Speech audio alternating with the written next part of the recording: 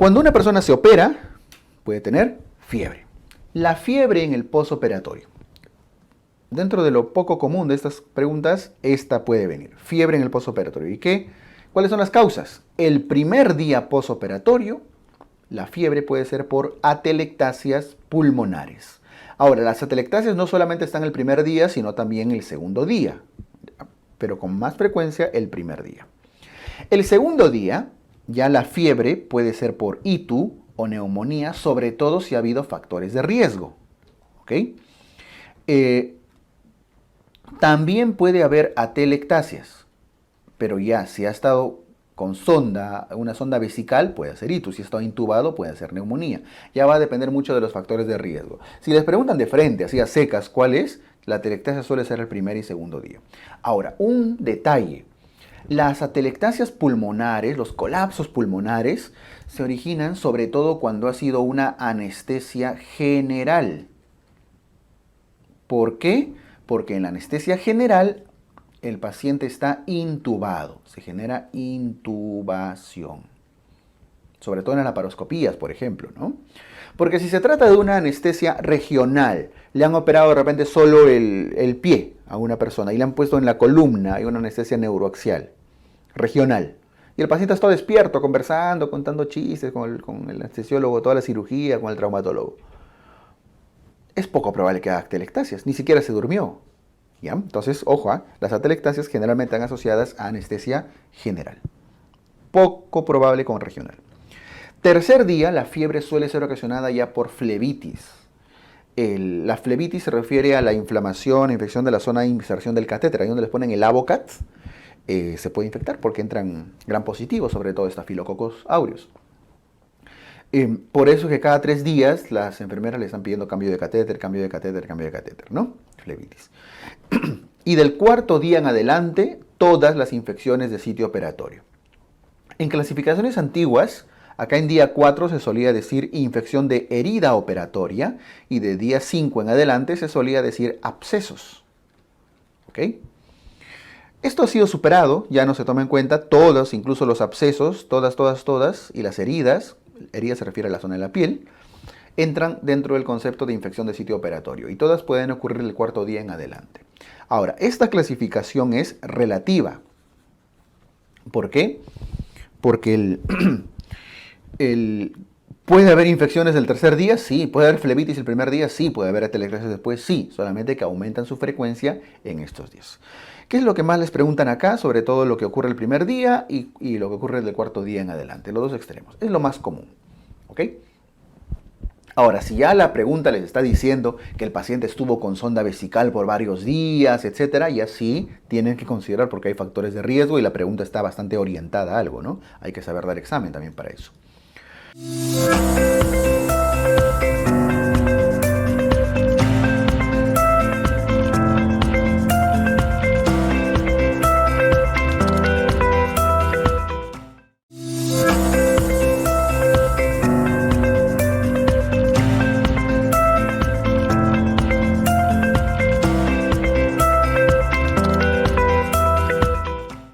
Vemos la infección del sitio operatorio, ISO. Las infecciones del sitio operatorio pueden ocurrir a diferentes niveles. Aquí estamos viendo la epidermis, la dermis, el tejido celular subcutáneo, la grasita. Luego vienen las capas, dentro del tejido celular subcutáneo están las fascias superficiales, las fascias profundas, ¿no? Luego vienen las capas musculares y aponeuróticas, la pared muscular, y luego ya dentro del peritoneo viene la cavidad abdominal, ¿cierto? La cavidad peritoneal en el caso del abdomen. Las infecciones pueden ocurrir a nivel de la piel, dermis, epidermis. Pueden ocurrir a nivel del tejido celular subcutáneo, a nivel de la grasita. Pueden ocurrir a nivel de tejidos blandos profundos, fascias, músculos. Ojo, así se llama, tejidos blandos profundos, a la parte muscular. Y si ya entra a cavidad, estamos hablando de órganos o espacios. A mí no se me ha ocurrido, así lo suelen describir, esa es la nomenclatura. No vayan a hablar de órgano o espacio acá, a la parte muscular, ni vayan a decir tejidos blandos profundos a la zona de la cavidad. De todos estos, la zona donde con más frecuencia ocurren infecciones del sitio operatorio es a nivel del tejido celular subcutáneo, sea la cirugía complicada o no complicada, con peritonitis o sin peritonitis, esta es la región de más prevalencia de infecciones, la zona de la grasita, del tejido celular subcutáneo.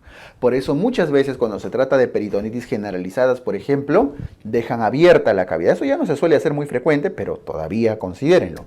Infección, herida muy complicada, que ha habido pus y demás, a veces dejan la grasa y la piel abiertas, ¿no? Para poder lavarlas constantemente porque es la zona de mayor tasa de infecciones. ¿Ok? Por supuesto que si es de órgano o espacio, ya estamos hablando de abscesos intraabdominales y a veces residuales si es que se trata de una cirugía.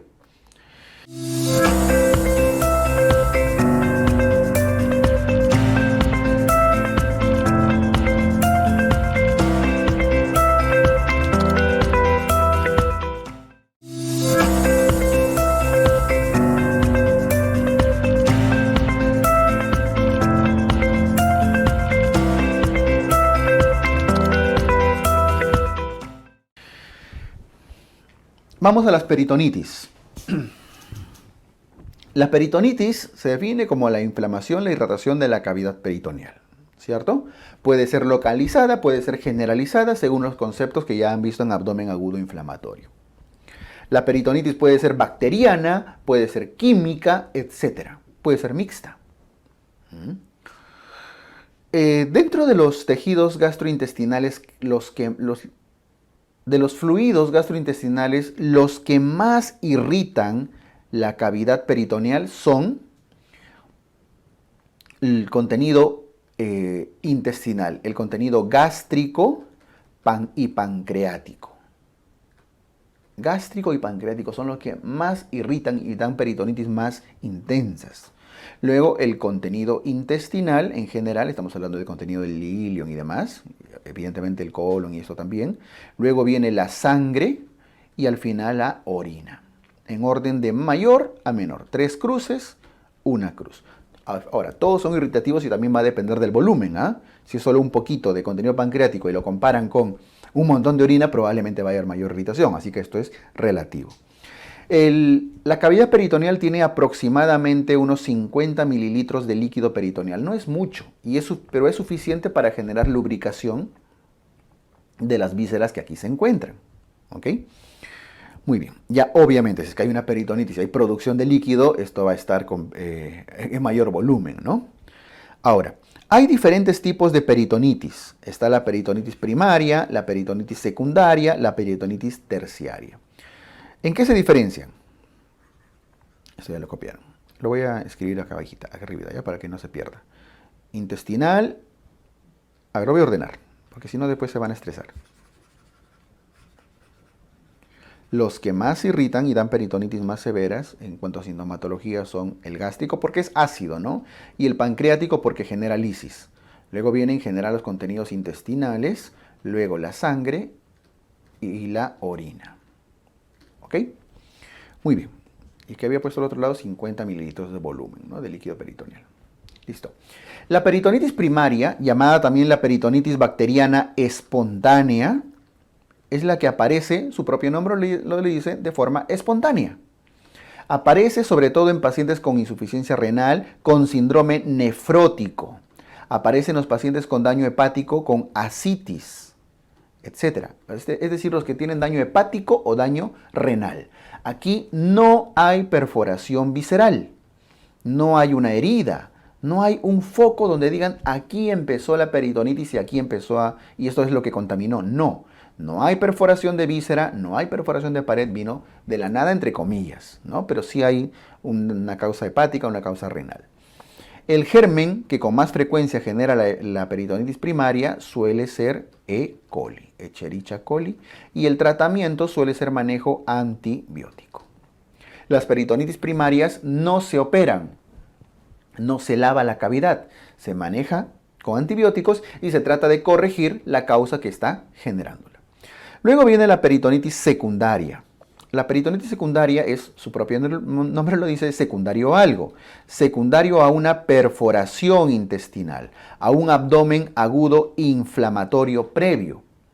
Por ejemplo, apendicitis aguda, colecistitis aguda, diverticulitis aguda, etc. Cualquier problema inflamatorio en el abdomen puede darnos una peritonitis, y esa es la peritonitis que más conocemos, ¿no? La peritonitis purulenta, generalmente, fecaloidea purulenta. ¿Sí? Entonces está claro que sí genera perforación. Por cierto, es la más frecuente de las 3 peritonitis. 3 cruces le pongo. ¿Ya? Aquí el germen es polibacteriano. Todo lo que pueda salir de una víscera al perforarse, E. coli, Clostridium, bacteroides, peptostreptococos, cualquier cosa. ¿Ok? Arriba, en cambio, eso no les dije, E. coli es el más frecuente, puede ser Klebsiella, pueden ser estreptococos, estafilococos, pero es monobacteriano. Un solo germen es el que está involucrado. En cambio, en la secundaria suele ser polibacteriano, porque la flora intestinal tiene abundantes especies, ¿no? Y el tratamiento sí suele ser quirúrgico. Primero, para corregir, lavar la cavidad, drenar lo que fuere. Y segundo, para corregir la víscera que ha sido perforada, tipo el apéndice, la vesícula o demás. Y la peritonitis terciaria es aquella peritonitis recidivante, recurrente o, en todo caso, resistente al tratamiento. Generalmente se diagnostica en aquellos pacientes que después de 48 horas de una primaria o secundaria no mejora. No hay recuperación del estado general del paciente ni después de la cirugía ni después del manejo antibiótico en ambos casos. Esto suele, después de 48 horas por supuesto, esto suele estar asociado a inmunosupresión. O está inmunosuprimido o en todo caso se trata de hongos, que por cierto también está asociado a la inmunosupresión. Puede ser una infección micótica. Le dan fluconazol, anfotericina, lo que sea, y a veces mejora. ¿Ok? Es raro también. De hecho, de todas estas peritonitis, la más frecuente es esta, la secundaria, que sí necesita manejo quirúrgico. Por cierto, la terciaria, les decía, también es de manejo antibiótico, ¿ya? Y manejo, por cierto, de los factores de riesgo de la inmunosupresión en pacientes diabéticos, mal controlados, con VIH, SIDA, etc. Listo, resalto la más frecuente de todas, la peritonitis secundaria. Ahora,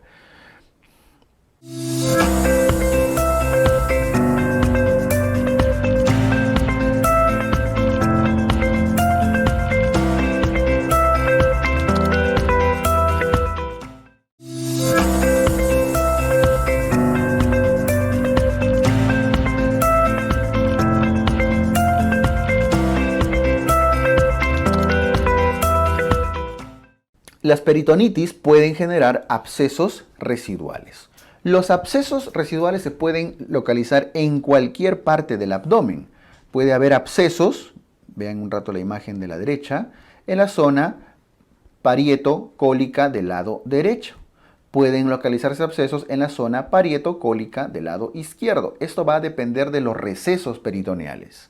¿Ok? Puede ser en la zona suprahepática o puede ser en la zona supraesplénica. Tanto la suprahepática como la supraesplénica, dado que están por debajo del diafragma, les pueden llamar subfrénico. ¿Ok? Los espacios subfrénicos. Puede ser en la zona subhepática o llamado también espacio de Morrison, ¿sí? Entre el hígado y el riñón del lado derecho. Subhepático o Morrison. Puede ser acá en la zona de la transcavidad de los epiplones.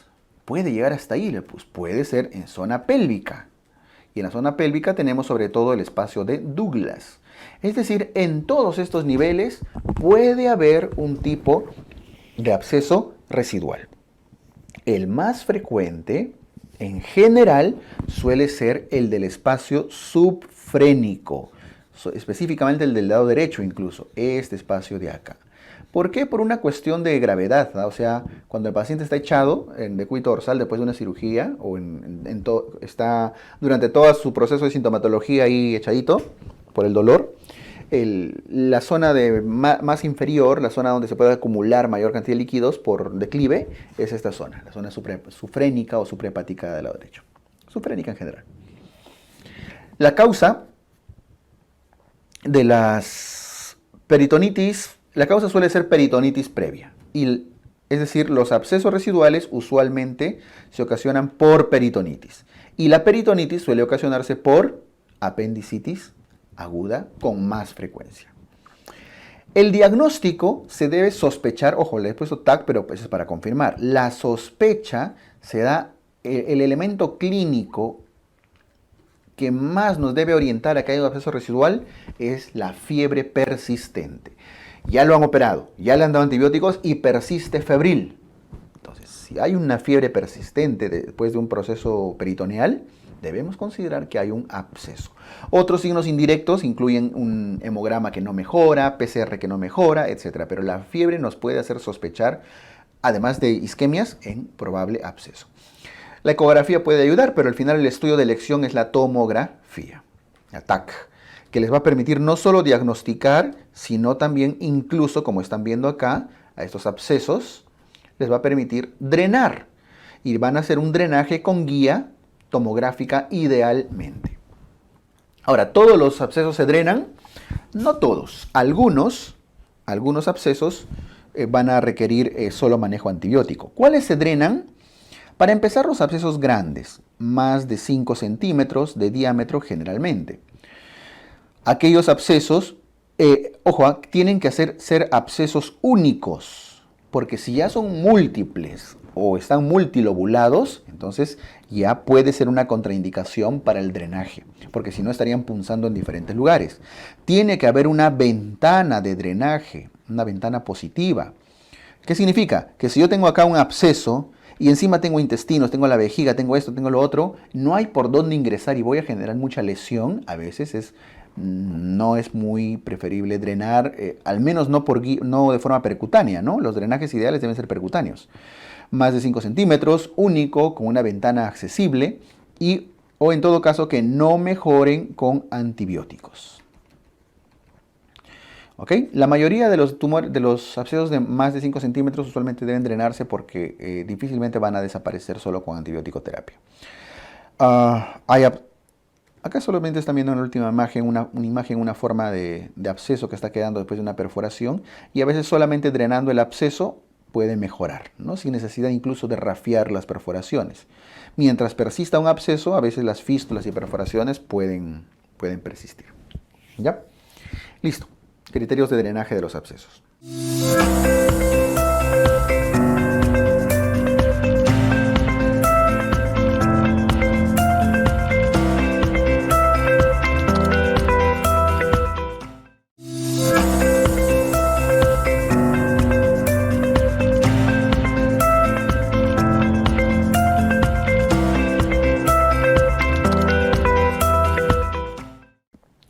La fascitis necrotizante es un proceso, su propio nombre lo dice, de necrosis de las fascias de la pared, en este caso abdominal, ¿no? Tienen que diferenciar bien la fascitis necrotizante de otras patologías. Miren, este cuadrito es simpático, este de acá, porque muestra las diferentes capas de la pared abdominal con las diferentes patologías que pueden ocurrir en cada nivel. Si el problema es, algunos son dermatológicos, es a nivel de la epidermis, puede haber impétigos, erisipelas. Si es a nivel de la dermis, ya estamos hablando de foliculitis, furunculosis, etc. Si es a nivel del tejido celular subcutáneo o un poco más superficial, celulitis. Pero las fascitis necrotizantes ocurren a nivel de las fascias, tanto fascia superficial como fascia profunda. Se genera una necrosis a esos niveles. No suele involucrar capas musculares, al menos no de inicio, no suele ir más allá. Los músculos suelen estar en buen estado. ¿Ya? Compromete capa superficial y capa profunda, es decir, camper, scarpa, ¿no es cierto? Ahora, empieza todo por una infección y una necrosis de la fascia superficial. Todo empieza en la superficial por alguna contaminación bacteriana, por alguna lesión, una herida, y se empieza a generar trombos a este nivel. Trombos, trombos, trombos, trombos. La aparición de trombos vasculares genera isquemia y la isquemia empieza a necrosar tejido y progresivamente va. Primero se extiende de forma continua en el mismo plano horizontal, pero luego va en un plano vertical, involucra la fascia profunda y luego la fascia profunda también se expande en un sentido horizontal. Incluso ustedes saben que ya una vez que la fascia de Scarpa se compromete, la fascia profunda, llega a zonas perineales, donde están las fascias de Coles, y ya puede generar las gangrenas de Fournier, ¿no? La misma fascitis necrotizante, pero que llega a zonas perineales o incluso genitales. Entonces, es un problema de fascias. ¿Por qué les estoy diciendo esto? Porque eso lo diferencia de la mionecrosis, que es el término más apropiado para lo que antes se llamaba la gangrena gaseosa. La gangrena gaseosa, cuyo término hoy en día se interpreta más como mionecrosis, es un problema que puede involucrar fascias, pero que está más orientado hacia la infección de los músculos, de las capas musculares. Esa es la diferencia. Clínicamente pueden parecerse mucho porque en ambos casos hay necrosis, en ambos casos se ven vesículas hemorrágicas oscuras, ¿no es cierto? Las fascias se ve, la aponeurosis incluso se ve color gris por la isquemia que genera la fascitis necrotizante. Entonces, usualmente les van a dar, cuando les van a describir una fascitis necrotizante, les van a hablar de zonas de tejido isquémico, zonas de necrosis, ¿ya? Asociadas a vesículas a veces hemorrágicas, que también puede haber en la mionecrosis, puede haber vesículas hemorrágicas, el color oscuro, aponeurosis oscura, grisácea, y un dato que les dan con frecuencia, aponeurosis oscura, color gris, gris pizarra le dicen, ¿no? Y un dato, el mal olor que esto genera, ¿no es cierto? Un aspecto, no solo mal olor, sino mal aspecto del líquido que secreta como si fuera de lavado de carne. Cuando lavan la carne, ¿cierto? Sale un líquido así medio rojizo, medio oscuro, algo así. Listo, para la imagen característica esta de una fascitis necrotizante. Ahora, hay tipos de fascitis necrotizantes, tipo 1, tipo 2, tipo 3. La tipo 1 suele ser la polibacteriana, generalmente asociado a perforaciones, en este caso de colon. Por lo tanto, está involucrado acá, ¿qué gérmenes? Ahora voy a ponerle el mismo rojo. Bacteroides, Clostridium, puede haber Clostridium, gram negativos, etc. Es polibacteriano. El tipo 2 es monobacteriana, generalmente asociado a heridas de la piel, etc. Ocasionado por el Streptococo piógenes, principalmente. ¿Ya? Y el tipo 3 generalmente está asociado a ciertas especies de vibrio, vibrios marinos, vibrios que habitan en mariscos. Entonces a veces se pelean con la langosta le mete un tajo en el abdomen y le mete un vibrio. Y puede generar una fascitis necrotizante que por cierto son muy, muy fulminantes. La gangrena gaseosa, la mionecrosis, esta es principalmente por Clostridium. La mionecrosis clostridial le llaman. Listo. Ok, diferencian entonces bien. Lo cierto es que sea cual fuera el tipo de fascitis necrotizante, el tratamiento en todos los casos va a ser la debridación, como están viendo ahí la imagen. Una debridación amplia, extendida, debridando y retirando todas las fascias para evitar que siga avanzando, ¿no? Y por supuesto con un adecuado esquema antibiótico.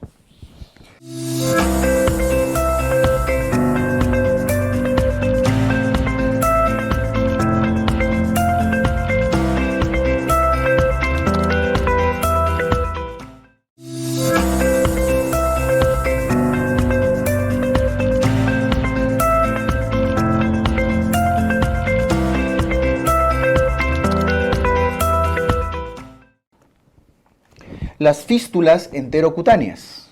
Las fístulas son comunicaciones entre el intestino y la parte cutánea, ¿no? O sea, un caminito que forma una lesión intestinal con el exterior. ¿Qué puede generar una fístula? Por ejemplo, una dehiscencia. Las dehiscencias posteriores a la cirugía. Por ejemplo, las perforaciones en general. Se perfora una víscera y genera una dehiscencia. Dehiscencias, perforaciones, el trauma, etc. Cualquier daño de víscera hueca, desde el estómago, el mismo esófago, puede fistulizar en una cirugía, etc. Puede generar una comunicación anormal, patológica, que es una fístula. No siempre las fístulas son malas, A veces las fístulas son buenas. Por ejemplo, yo les pongo un ejemplo sencillo. Hacen una apendicectomía y le dan al R1, ¿no? R1, primer día que entra a la residencia, ¿cierto? Y le dicen, ya, ¿quieres operar? Listo, ya, amarra el apéndice. Y le hace pues un nudo como de pasador, ¿no? Hasta las patas. El nudo se suelta, cierran la piel y todo, ya al terminar la cirugía, salen a brindar, a celebrar la primera cirugía del R1 y en la noche o al día siguiente o a los 3 días o a los 4 días, en algún momento el hilo se suelta, el nudo se suelta y se abre. ¿Y qué sale? Heces. Heces. Incluso de un contenido líquido, ¿no? Estamos empezando el ciego. Esto podría generar una peritonitis y terminar en una cosa muy severa. Pero para suerte del residente, empieza a salir heces por la herida. Listo. Empieza a salir materia fecal por la herida. Encontró su caminito y empezó a salir. Y todo alrededor está bien, está en buen estado. No se generó una peritonitis, no se plastronó nada. ¿Ok? Dice. Y de verdad, porque si no se hubiera formado esa fístula, ¿a dónde iba ese derrame? A todo el abdomen, iba a generar una peritonitis. Y probablemente ese paciente se iba a reoperar.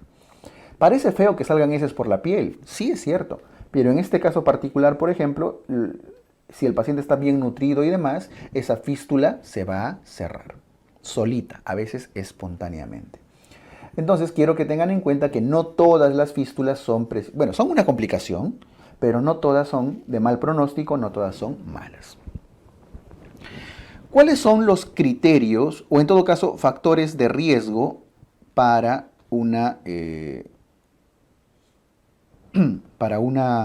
que haya una comunicación, para que se forme una fístula? Uno de ellos, la malnutrición, todo tipo de malnutrición y sobre todo la deficiencia proteica, ¿no? Las hipoalbuminemias. Otro, la sepsis, el mal estado general del paciente. La sepsis, porque la sepsis lleva al shock y el shock lleva a una mala irrigación, una mala perfusión y eso genera mala cicatrización, puede generar fístulas, dehiscencias y fístulas. Y por supuesto, obstrucciones intestinales distales. Quiere decir que yo tengo acá un intestino que es suturado por algún motivo y más acá hay una obstrucción. Algo está obstruyendo. Esto poco a poco va a ir aumentando, va a ir dilatándose por presión, ¿no es cierto? Y va a generar elevación de la presión intraluminal, porque hay una obstrucción. Eso en algún momento va a hacer que se abra la herida y puede generar una fístula. Si es que no es una peritonitis incluso. ¿Ok? Entonces, es importante tener en cuenta esto. ¿Por qué? Porque cuando deciden el tratamiento, el diagnóstico es fácil porque van a iniciar salida de contenido por la piel. Cuando deciden el tratamiento, ustedes tienen que decidir, ¿va a cerrar de forma espontánea o va a cerrar de forma quirúrgica? Para que cierre espontáneamente una fístula, o en todo caso incluso una quirúrgica vaya bien, debe cumplir 3 criterios el paciente. No malnutrición, que no haya signos de sepsis y que no haya obstrucción intestinal distal. Es decir, lo mismo que hemos puesto arriba. Para que una fístula pueda cerrar solita o cuando se opere no tenga recidivas, complicaciones, estas son las condiciones que debe cumplir, que a su vez son los mismos factores de riesgo que nos llevan a una dehiscencia, sumado a la dehiscencia, la perforación, el trauma como causas. ¿Ok? Listo. Entonces, tanto para el cierre espontáneo como para que la cirugía probable vaya bien. Ahora, las fístulas pueden ser de alto gasto o pueden ser de bajo gasto. Las de alto gasto, voy a empezar con bajo gasto. Las de bajo gasto son aquellas que tienen menos de 500 mililitros en 24 horas de salida de contenido intestinal, ¿no? Las de alto gasto se suelen definir como aquellas de más de 700 mililitros en 24 horas. Y luego viene el resto, las fístulas de gasto intermedio, entre 500 y 700. Algunos consideran de bajo gasto todavía menor de 300, pero eso incluso va a depender del órgano que estamos estudiando. Hay fístulas altas o proximales y hay fístulas distales o bajas. ¿Okay? No confundan con el alto gasto y el bajo gasto. Se refiere esto a la ubicación. ¿Okay? Normalmente, las fístulas altas usualmente requieren manejo quirúrgico. En cambio, las fístulas bajas, las que ya estamos hablando del colon, por ejemplo, requieren o van con manejo espontáneo. Por supuesto, siempre que cumplan con estos criterios. ¿Ya?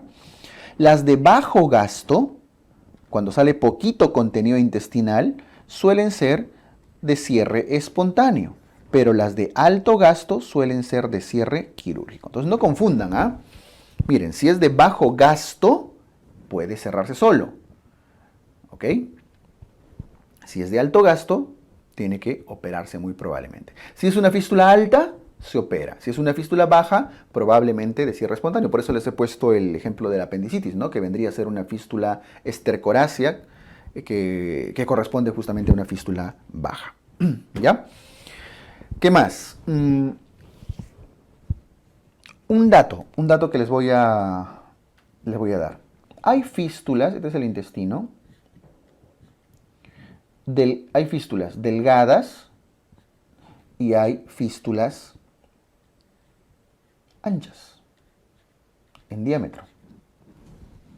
¿Cuál tiene más probabilidad? Esto es medio lógica. ¿Cuál tiene más probabilidad de cerrarse solo? Solo. Por supuesto que las fístulas de poco diámetro, ¿cierto? Mientras las altas probablemente no van a cerrar o van a requerir manejo quirúrgico. Probablemente. Noten que una delgadita, a veces, aunque aquí se está infiltrando, hacer un cierre con un láser. ¿Ven ese punto rojito? Es una alternativa, son métodos de cierre.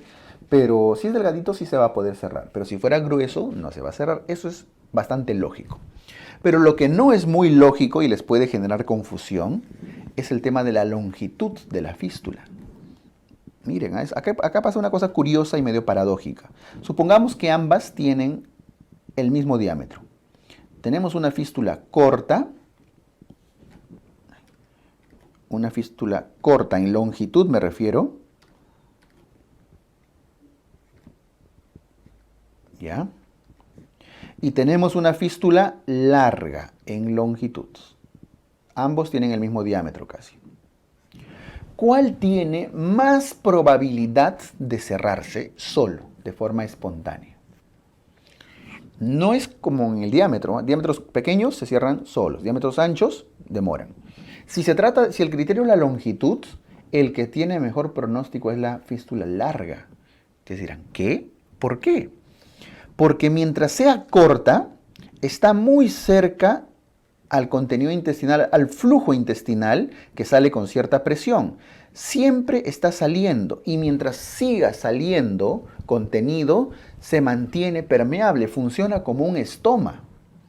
En cambio, las largas, el contenido intestinal tiene que recorrer mucha longitud. ¡Ay, qué flojera! Y mientras recorre, arriba ya se está cicatrizando, ¿no? Al comienzo no le va a dejar cicatrizar rápido, pero poco a poco la cicatrización va avanzando y poco a poco se va cerrando. No funciona igual en las cortas porque como está muy cerquita, se mantiene permeable. Entonces la permeabilización constante de una fístula no permite el cierre. Mientras más larga sea, obviamente delgadita, va a tener un mejor pronóstico. Por eso se dice que las fístulas largas se cierran más rápido que las fístulas cortas o de forma espontánea.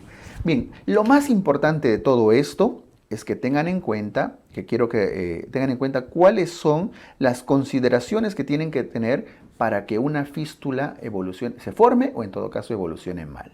Y segundo, cuándo cierran espontáneamente, cuando hay un bajo gasto o se trata de una fístula baja. Todo el resto probablemente se tenga que operar. Listo. Muy bien.